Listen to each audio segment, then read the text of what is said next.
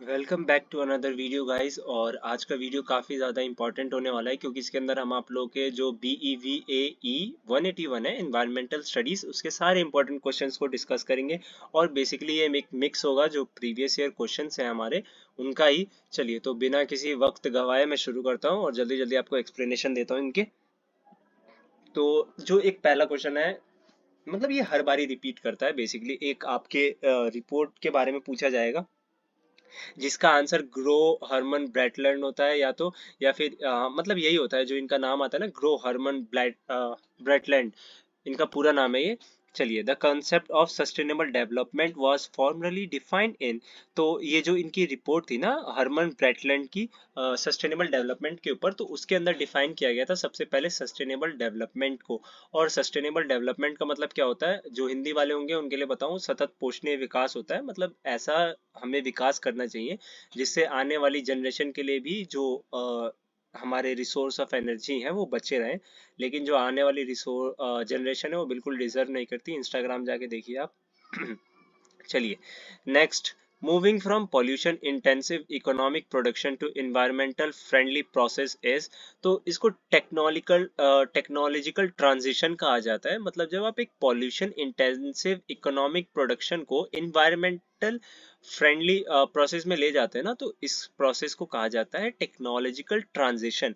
अब इन्वायरमेंट है तो यहाँ पे बिल्कुल भी इन्वायरमेंटल ट्रांजिशन से इसे रिलेट ना कीजिए और ना इकोनॉमिक ट्रांजिशन से। चलिए, अगला क्वेश्चन क्या है, which of the following is not one of the sustainable development goals, SDGs। तो देखिए, आप ना एक बार 17 सस्टेनेबल गोल्स होंगे ना उनको पढ़ लीजिएगा, क्योंकि sustainable goal is some topic by which always a question repeats. आपसे कुछ ना कुछ करके पूछा ही जाएगा कि सस्टेनेबल डेवलपमेंट का गोल है नहीं है, या आपको एक क्वेश्चन स्पिन करके बोल देगा कि बताइए कौन सा इसमें से सस्टेनेबल गोल है। तो ये देखिए, क्लीन वाटर एंड सैनिटेशन, ठीक है, और जो फूड अवेलेबिलिटी था, affordable and clean energy, land life on land, ये सब सस्टेनेबल डेवलपमेंट के गोल्स हैं। एक्सेप्ट ये जो क्लीन एयर है। अब क्लीन एयर एक सस्टेनेबल डेवलपमेंट का गोल नहीं हो सकता है, क्योंकि इट इज नियरली इम्पॉसिबल। अगर आप दूसरी चीजों पे वर्क करें ना तभी जाके होगा। अब आप एयर को तो साफ नहीं कर सकते, है ना। और गाइस, बेसिकली ये जो एक्सप्लेनेशन है मैं ये इसलिए दे रहा हूँ आपको कि आप थोड़ा दिमाग लगा के भी ट्राई करें सोचने का, जिससे आपको इजी रहे एग्जाम में। वरना ऐसे मैं पढ़ के चला जाऊं तो फिर उससे भी तो कोई फायदा नहीं होगा ना। क्योंकि आप ही सोचो, एयर पोल्यूशन कैसे होता है, जब आप वेस्ट को जलाते हो और जो हार्मफुल केमिकल्स होते हैं इन सबों को इधर उधर फेंक देते हो, है ना, इवापोरेशन वगैरह उनका जो भी होता होगा, इन्हीं सब चीजों की वजह से होता है। और बेसिकली तो ये हमारे व्हीकल से जो पॉल्यूशन एमिशन होता है इनकी वजह से होता है ना। तो जो क्लीन एयर है is not a sustainable goal. Decomposers are otherwise known as. अब देखो, डिकम्पोजर्स ना काफी ज्यादा, मतलब क्लीनिंग बैग के भी नाम से जाने जाते हैं, सेप्रोफाइट्स, सेप्रोट्रॉप्स। ठीक है, तो यहाँ पे जो करेक्ट ऑप्शन हमें मिलता है वो है सेप्रोट्रॉप्स। और चलिए नेक्स्ट क्वेश्चन पे चलते हैं, which one of the following statement related to ecosystem is false. अब इकोसिस्टम इज समथिंग, मतलब जो इन्वायरमेंटल स्टडीज है तो इकोसिस्टम के बारे में बार बार पूछा जाएगा। तो एक बार ना आप गो थ्रू कीजिएगा, टाइम कम होगा बट फिर भी आप देख लीजिएगा कि इकोसिस्टम के अंदर क्या क्या उसके वो होते हैं। तो इसके अंदर देखो, मैं आपको सही सही बताऊं तो देखो, ये जो सारे ऑप्शन है ना ये सब करेक्ट है, बट ये जो पहला ऑप्शन है, ऑल इकोसिस्टम है वेल डिफाइंड बाउंड्रीज। अब देखो, इकोसिस्टम की अगर बाउंड्रीज डिफाइंड हो जाए तो इकोसिस्टम नहीं होता। इकोसिस्टम में क्या होता है कि जो अलग अलग कॉन्स्टिट्यूएंट्स होते हैं हमारे, लिविंग और नॉन लिविंग, ठीक है, इनकी इंटरडिपेंडेबिलिटी एक दूसरे के ऊपर, इन सभी से मिलकर ये इकोसिस्टम बना है। तो इकोसिस्टम की कोई वेल डिफाइंड बाउंड्री नहीं हो सकती। तो दैट इज, ये फर्स्ट ऑप्शन है, ये फॉल्स होता है। अब देखिए, the water component of the biosphere is known as. तो देखिए, बायोस्फीयर में वाटर, वाटर क्या होता है, हाइड्रोजन होता है। बेसिकली वो हाइड्रोजन की प्रॉपर्टीज को शो करता है ना, H2O, उसका फॉर्मूला आपने पढ़ा होगा, है ना। कोई ये मत सोचना कि H2O से पानी बन जाता है यार, वो प्रॉपर्टीज शो करते हैं। जो H2O है ना, वो मॉलिक्यूल्स पूरी वाटर की प्रॉपर्टीज को शो करते हैं। तो उसे हाइड्रोस्फीयर कहा जाता है, जो वाटर कंपोनेंट होता है। In which of the following trophic level quaternary consumers are found. अब देखिए, क्वाटरनरी कंज्यूमर्स क्या होते हैं, जो बिग मैमल्स, प्रेडिटर्स, जो भी है ना, मतलब साइज में बिग होते हैं, है ना, बेसिकली उन्हें ही कहा जाता है। जैसे वेल वगैरह हो गई, ये सब आती हैं और इनको ट्रॉपिक लेवल 5 में रखा जाता है। In which type of forest hemlock yew and maple tree are found. अब देखिए ये जो ट्रीज है ना, मैं एक बार इसमें कंफ्यूज हो गया था क्योंकि कॉनिफेरस फॉरेस्ट होता है ना, इनमें बेसिकली फाउंड किए जाते हैं ये सब। बट इसका जो करेक्ट ऑप्शन मुझे लगा वो ट्रॉपिकल डेसिडियस फॉरेस्ट है, अगर आपको लगे। ठीक है, तो आप जरूर कमेंट बताइएगा, और अगर आपको करेक्ट आंसर पता हो किसी की हेल्प हो जाएगी यार। ठीक है, अगला क्वेश्चन देखते हैं। Which of the following is a predator of desert locust. अब ये डेजर्ट लॉक्टस क्या होता है इसको समझ लीजिए। डेजर्ट में ड्रॉट होती है या खाली जगहें होती है ना, जो छांव होती है जहाँ पे, तो वहां पे जो भी शिकारी रहता है उसके बारे में बताना। तो वो है कैलोट्स। और ये कैलोट्स क्या है, एक छिपकली की प्रजाति है, गिरगिट जैसी दिखती है, और ये डेजर्ट में प्रेजेंट है। अ, चलिए next question. Organisms found living at the bottom of the water mass is known as. तो बेंथिक्स कहा जाता है जो ऑर्गेनिज्म पाए जाते हैं वाटर के बॉटम मास के ऊपर। Which of the following oceanic zones is rich in species and high in productivity। तो जो ये नेरेटिक जोन है ना, नेरेटिक जोन ना प्रोडक्टिविटी और इसमें मतलब स्पीशीज वगैरह हैं ओशंस के अंदर ज्यादा है ना। तो neritic zone. Which of the following is a non renewable resource. अच्छा एक बार ना आप लोग रीन्यूएबल सोर्स और नॉन रीन्यूएबल सोर्स की मतलब डेफिनेशन को गो थ्रू कीजिएगा। मैं आपको बताता हूँ। देखो, जो रीन्यूएबल सोर्स ऑफ एनर्जी होते हैं ना, उनको हमें सेव ना भी करें ना तो चलता है, क्योंकि वो ना अपने आप ही उनकी एक साइकिल होती है जो मेंटेन होती रहती है। जैसे वाटर है, वाटर आप बनाते नहीं है। आप कभी भी इस चीज को माइंड में रखिए, वाटर की जो मात्रा है ना अर्थ में फिक्स है, बस वो अपनी फॉर्म्स को चेंज करता रहता है। जैसे वाटर होता है, फिर वो एवापोरेट होता है, फिर क्लाउड्स में जाता है, कंडेंस होता है, ठंडा होता है, और फिर दोबारा रेन बन के अपनी फॉर्म को चेंज कर रहा होता है, ग्लेशियर्स पे जाता है, बर्फ बन जाता है। ठीक है, लेकिन जो मिनरल्स है ना, ये काफी, अब जो नॉन रिन्यूएबल रिसोर्स होते हैं ना, ये दोबारा मतलब बनते नहीं रहते। एक बार बन गए। कोल, पेट्रोलियम, जो ये सारी चीजें हैं, ये non renewable resource of energy है। और इसके अंदर मिनरल्स करेक्ट एग्जाम्पल है, क्योंकि ये थर्मल जियोलॉजिकल प्रोसेसेस से बनता है मिनरल्स। बेसिकली वो जो रॉक्स वगैरह डिपॉजिट होते हैं और डेड रिमेन्स होते हैं, इनसे ही वो मिनरल्स आते हैं। तो एक बार इसकी डेफिनेशन को गो थ्रू करना और एग्जांपल्स आप लोग जरूर देखना। चलिए नेक्स्ट क्वेश्चन क्या है। The total salt content in fresh water. अब यहाँ पे देखो यार, कमेंट के अंदर ना एक बार ही मत चिल्लाने लगना कि 2.5 होता है। यहाँ पे जो क्वेश्चन पूछा गया है, फ्रेश वाटर के अंदर जो सॉल्ट का कंटेंट होता है वो कितना होता है। तो अगर मैं करेक्ट बताऊं तो 0.05 ऐसे परसेंट करके आ रहा था, 0.005 है ना। और जो इसके क्लोजली रिलेटेड है ना, तो ये देखो यही है, बिलो 1.5। और इसका एक अगर ट्रिक बताऊं तो फ्रेश वाटर के अंदर सॉल्ट का कंटेंट कम होगा, तभी वो एक फ्रेश वाटर है, वरना वो मरीन वाटर हो जाता। Next question. Which of the following soil is best suited for cotton. यार ये तो हम बचपन से पढ़ते आ रहे हैं, कॉटन के लिए सबसे अच्छा ब्लैक सॉइल को माना जाता है, तो इसका आंसर है black soil. Which of the following is not a soil conservation method. अब देखो, सॉइल को कंजर्वेशन मतलब बचाने के लिए आप क्या कर सकते हो, डैम्स वगैरह बना सकते हो, मतलब डैम्स बन जाएगा ना, तो वो एयर को रोकेगा बेसिकली। और जो उसके पीछे का रीजन होगा ना, उसके अंदर ट्रीज वगैरह आते हैं, तो ट्री वगैरह, जो ट्री होती है उसकी रूट्स होल्ड करती है सॉइल को, जिसकी वजह से सॉइल इरोजन प्रिवेंट होता है। और अगर आप खुद सोचो, अगर आप पानी को गीला रखते हो तो उससे आप कैसे सॉइल इरोजन रोकोगे, है ना। क्योंकि यार देखो, वो तो ज्यादा अगर गीला करने लग जाओ तो फिर फ्लो हो जाएगा, तो उसकी जो लेयर होती है, अबव लेयर जो ज्यादा प्रोडक्टिव होती है, वो तो ड्रेन मतलब बह जाएगी, फ्लो हो जाएगी, है ना। और बाकी ये सारे ऑप्शंस करेक्ट थे, बट यही था जो फॉल्स था। विच of the following is the economical significance of forest. अब देखिए, आपको ना इकोनॉमिकल सिग्निफिकेंस बताना है फॉरेस्ट का। तो इकोनॉमिकल सिग्निफिकेंस क्या होगा, मतलब जो आपको पैसों से मदद करे। ठीक है, सॉरी, इकोनॉमिकल यहाँ पे दूसरा है। Deriving product to be used as insecticides and pesticide. हाँ, तो देखो, जो इकोनॉमिकल मतलब जो आपके पैसों में हेल्प करे, तो वो बेसिकली अगर आप प्रोडक्ट से इंसेक्टिसाइड्स और पेस्टिसाइड जो है फॉरेस्ट से डिराइव करते हो ऐसे प्रोडक्ट्स को, तो उनको सेल करके आप कमा सकते हो। बट कि इन जो ऊपर से है ना, इनमें से किसी से नहीं कर सकते आप। तो इसका correct option D, deriving product to be used as insecticide and pesticide, ये आपको इकोनॉमिकली हेल्प करेगा। Which of the following statement related to forest is not correct. अब देखिए, इसके अंदर ना फॉरेस्ट के बारे में कुछ स्टेटमेंट्स दी गई हैं जो करेक्ट नहीं है, हमें उसके बारे में बताना है। It is a major source of carbon sink. ठीक है, it prevent landslides, it is the greatest respiratory of biodiversity. अब ये जो सारी बातें सही हैं, but it is directly responsible for vector borne disease. अब फॉरेस्ट डायरेक्टली रिस्पॉन्सिबल कैसे हो सकता है किसी डिसीज के स्प्रेड के लिए, है ना? तो जो इसका करेक्ट ऑप्शन होगा, मतलब जो नॉन करेक्ट है इस क्वेश्चन के लिए, तो वो है it is directly responsible for vector borne disease. Deforestation leads to, अब आप बहुत ज्यादा पेड़ काटोगे तो सॉइल इरोजन, उसका आपको एक बाय प्रोडक्ट मिलेगा, मतलब जितने पेड़ काटोगे उतना ज्यादा मिट्टी आपदा मृदा अपरदन होगा। और बाकी ये सब देखो, डिफॉरेस्टेशन से इंक्रीज इन वाटर टेबल, अगर आप पेड़ काटोगे तो वाटर टेबल इंक्रीज हो जाएगी। डिक्रीज इन पॉल्यूशन, ये कैसे हो सकता है? इंक्रीज मतलब, है ना?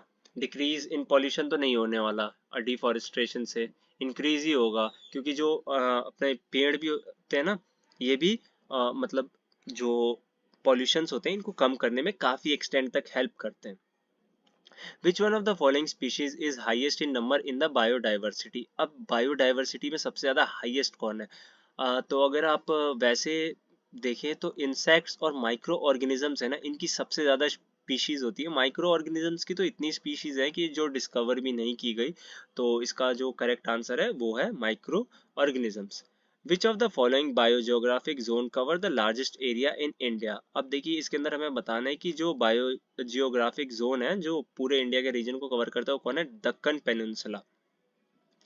विच of the following is a biological hotspot in India? तो जो बायोलॉजिकल हॉटस्पॉट है उनमें से अपना वेस्टर्न घाट आता है, और काफी इंपॉर्टेंट है ये डाइवर्सिटी के लिए।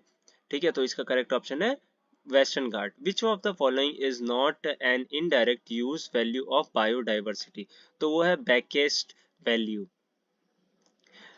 विच of the following is a non conventional source of energy? अब देखिए कन्वेंशनल और नॉन कन्वेंशनल, इसके अंदर आप एक बार डिफरेंस को देखिए। जो नॉन कन्वेंशनल होता है ना उसको बचाने की जरूरत नहीं होती, और कन्वेंशनल को बचाने की जरूरत होती है। अब इसके अंदर जो ऑप्शन है वो क्या कहा गया है?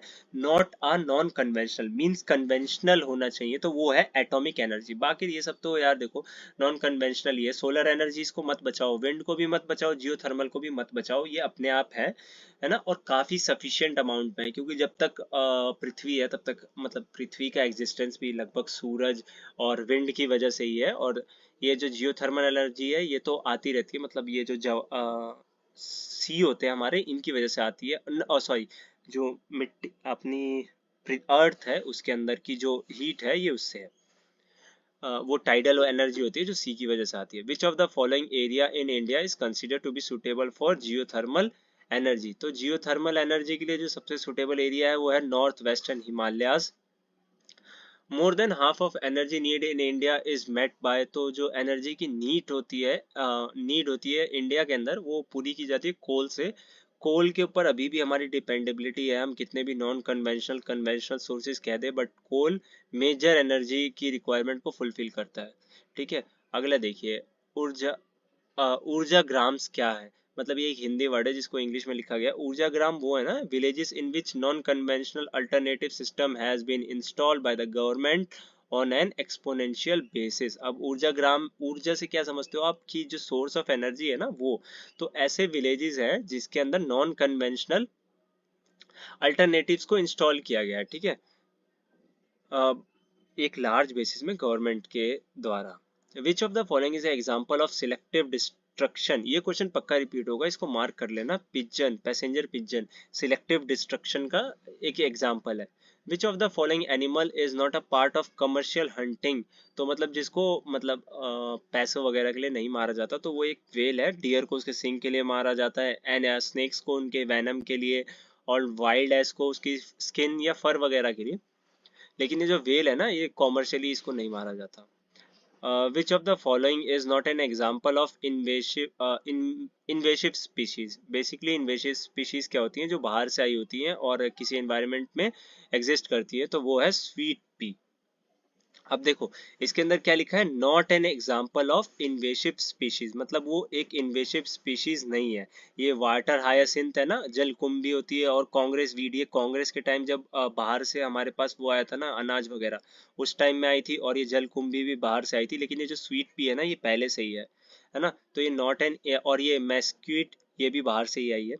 Which of the following is an example of in situ conservation. अब इन सीतु कन्वर्सेशन और एक होता है एक्स सीतु कन्वर्सेशन कंजर्वेशन। तो इन सीतु में क्या होता है, इनसाइड द नेचुरल हैबिटेट्स जो कंजर्वेशन किया जाता है, और एक्स सीतु में outside the natural habitats.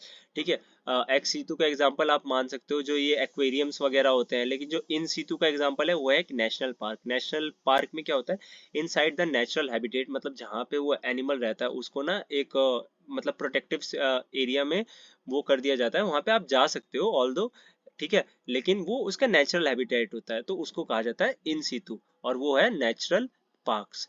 Which of the following is a non point source pollution, run of from agricultural fields. अब देखो ये ना इसमें पूछा गया है कि उससे पॉल्यूशन नहीं होता, या वो कोई किसी तरीके का पॉल्यूशन नहीं करते। तो आप देखिए जो चिमनी से जाता है एयर पॉल्यूशन होगा, discharge through pipes from industries, अब ये जो करते हैं ये वाटर पॉल्यूशन को लीड करते हैं। Dumping of toxins in a confined area, अब किसी ऐसे एरिया में जहाँ पे वाटर और लोग मतलब बेसिकली एक लोगों का ग्रुप रहता हो, अगर आप वहां पे ड्रॉप करते हैं वेस्ट तो वो आपको नुकसान पहुंचाएगा। लेकिन ये जो एग्रीकल्चर रन ऑफ होते हैं यार, ये क्या ही पॉल्यूशन करेंगे, अनलेस अनटिल एंड अनलेस अगर आप इनको जलाए ना, है ना।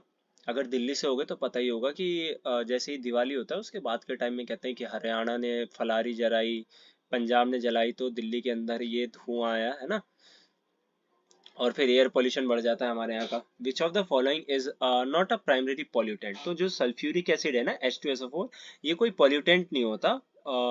ये सल्फर डाइऑक्साइड, ये मोनोऑक्साइड जितने भी होते हैं ना, और ये sulphur dioxide, carbon dioxide, these are harmful pollutants होते हैं ये, है ना। ऑल्दो कार्बन डाइऑक्साइड प्रेजेंट रहती है बट ज्यादा मात्रा में। और पॉल्यूशन से ना आप कभी भी याद रखना, पॉल्यूशन का मतलब ये नहीं होता ज्यादा ही हो, कम भी हो तो भी पॉल्यूशन होता है। एक क्वांटिटी तय होती है, उसके बीच में जो भी रहे वो सही होता है। The level of RSPM in India is, ठीक है, तो उसको है 60 माइक्रोग्राम्स पर क्यूबिक मीटर। और अगर आप में से किसी को RSPM की फुल फॉर्म पता हो तो जरूर बताएं। Coliform can be detected by conducting. अब देखिए कॉलीफॉर्म जो होता है ना, उसको डिटेक्ट करने के लिए जो टेस्ट होता है वो MPN टेस्ट होता है, MPN test. Which of the following is not a waste minimization method? अब रिसाइकलिंग ऑफ वेस्ट, इससे आपको लगता है कि आप वेस्ट को मिनिमाइज कर दोगे, मतलब वेस्ट तो करोगे और रिसाइकलिंग में क्या होता है उसको दोबारा से यूज करोगे, तो इससे यार देखो वेस्ट तो कम नहीं होगा। Waste segregation, waste concentration, process modification, इनसे हो सकता है। Which of the following is a biological treatment method of waste. ठीक है, तो इसका है इंसिनरेशन, मतलब जिसमें गड्ढा बना के और डाल दिया जाता है। The best way to dispose nuclear waste is incineration, है ना। I think biological treatment of waste, ये 36 वाले का ना आंसर मैं आपको बता दूंगा गाइज, मेरे को लग रहा है मैंने रिपीट कर दिए हैं ऑप्शंस, इस वजह से हुआ है ये, या नहीं, मैं आपको जरूर लेट नो करूंगा। विच of the following is not a green house gas. तो ग्रीन हाउस गैस मीथेन है, कार्बन डाइऑक्साइड है, क्लोरोफ्लोरोकार्बन CFC, ये हमारे AC और फ्रिज से सबसे ज्यादा रिलीज होती है। लेकिन जो सल्फर डाइऑक्साइड है ये एक अनहार्मफुल गैस है,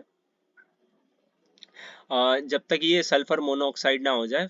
falling of oxides of sulphur, मतलब जो एसिड रेन होती है, पहली बारिश होती है उसमें कहा जाता है ना मत नहाया करो, वो एसिड रेन होती है जब उसमें सल्फर मोनोऑक्साइड वगैरह मिक्स हो जाते हैं। Which one of the following is not of the 8th mission of national action plan on climate change. अब देखो क्लाइमेट चेंज का हेल्थ इशू से कुछ है लेना देना, तो नेशनल रूरल हेल्थ मिशन ये बिल्कुल नहीं है इसमें। Ozone layer in the atmosphere is generally found in, तो देखिए स्ट्रेटोस्फेयर में जैसे ही आप एंटर करेंगे तो ओजोन लेयर मिल जाएगी, ठीक है, तो upper layer of stratosphere. The principal bench of the National Green Tribunal is located in, तो वो न्यू दिल्ली में लोकेटेड है। The Montreal Protocol on substances that deplete the ozone layer agreed upon by nations in, तो 1987 में Montreal protocol होगा। अब इसके ना बहुत सारे होंगे, एक रियो डे जनेरियो भी होगा 1992 में हुआ था, उसको भी आप पढ़ लीजिएगा या याद रखिएगा। The Basel convention is related to chemical and hazardous waste. ठीक है, next question, which of the following is not due to genetical influence. तो सिकल सेल एनीमिया है ना, ये आपके जेनेटिकल इन्फ्लुएंस से नहीं होता, और ये डाउन सिंड्रोम, स्किज़ोफ्रेनिया, और ये हेमोफीलिया, ये सब जितने भी है ना, ये सब आपको जेनेटिक इन्फ्लुएंस से होते हैं। Which of the following, basically matching करनी है, क्यों ही क्वेश्चन पढ़े जाए। तो देखिए इसमें क्या है, नेम ऑफ द हजार्ड और कोड्स, है ना। तो एटमॉस्फेरिक क्या हो सकता है, बायोलॉजिकल क्या हो सकता है, जियोलॉजिकल क्या हो सकता है, हाइड्रोलॉजिकल क्या हो सकता है। अब मैं अपना बताऊं, मैंने इसको सॉल्व करते वक्त सबसे पहले हाइड्रोलॉजिकल देखा था और ड्रॉट देखा था। ठीक है, तो हाइड्रोलॉजिकल ड्रॉट, अगर वाटर नहीं है तो ड्रॉट हो सकता है। तो अब जो ये डी है, डी का बी कौन से ऑप्शन में है, कोड्स में चेक कर लो और वही सही है। एटमॉस्फेरिक हीट वेव होगा, बायोलॉजिकल फॉरेस्ट फायर होगा और जियोलॉजिकल लैंडस्लाइड्स होगा। चलिए next question, which of the following region falls under seismic zones in India. तो ये जो उड़ीसा का रीजन है ना, ये सेस्मिक जोन में आता है। सेस्मिक जोन क्या होता है, जो बहुत ज्यादा ना किसी चीज से प्रोन होता है, कि बहुत ज्यादा चांसेस होते हैं कि वहां पे वो चीज होगी। जैसे अर्थक्वेक का है ना, तो जापान को सबसे बड़ा सेस्मिक जोन माना जाता है, क्योंकि जापान में देखना कितने ज्यादा भूकंप आते हैं। और ये एक क्वेश्चन, दो 2100 मतलब 2100 तक हमारी जो पॉपुलेशन होगी वो कितनी होगी, तो 11.2 बिलियन एक एस्टिमेट है। Which of the following is not an ENVIS centre. तो वो है All India Institute of Medical Science, New Delhi. Which of the following view toward natural belief that the organism and the earth have values and right। तो वो है इकोसेंट्रिज्म। इसके अंदर ना ये चार चीजें दी जाती हैं, स्टुअर्डशिप, इकोफेमिनिज्म और एंथ्रोपोकेस्ट्रिज्म, है ना। लेकिन ये इसके अंदर जो बात की गई है ना, वो इकोनॉमिक, मतलब जो हमारी इकोलॉजिकल है, इकोसिस्टम है, उसके बारे में की गई है, तो उसको कहा जाता है इकोसेंट्रिज्म। लास्ट क्या है, using English material to communicate to the non English speaking community is an example of. तो ये प्रोसीजरल इनइक्वालिटी हुई, क्योंकि देखिए जब एक ऐसा एनवायरनमेंट है जहाँ पे लोग इंग्लिश नहीं बोलते और आप इंग्लिश में प्रोसीजर मतलब किसी भी कम्युनिकेशन करें, तो वो एक प्रोसीजरल इनइक्वालिटी है। आई होप गाइस आप लोग को ये पसंद आया होगा, और अगर आप पीडीएफ आपको इसका पीडीएफ चाहिए होगा तो व्हाट्सएप चैनल को ज्वाइन करें और चैनल को सब्सक्राइब करें, वीडियो को लाइक करें, दोस्तों को शेयर करें, क्योंकि इसके अंदर से ना 18 क्वेश्चन रिपीट होंगे और आपको पास होने के लिए 18 क्वेश्चन की जरूरत होती है। इस बात को दिमाग में रखिए और thank you so much for watching. और अगर यहाँ तक देख ही लिया हो आपने तो यार चैनल को सब्सक्राइब कर दो। Thank you so much guys.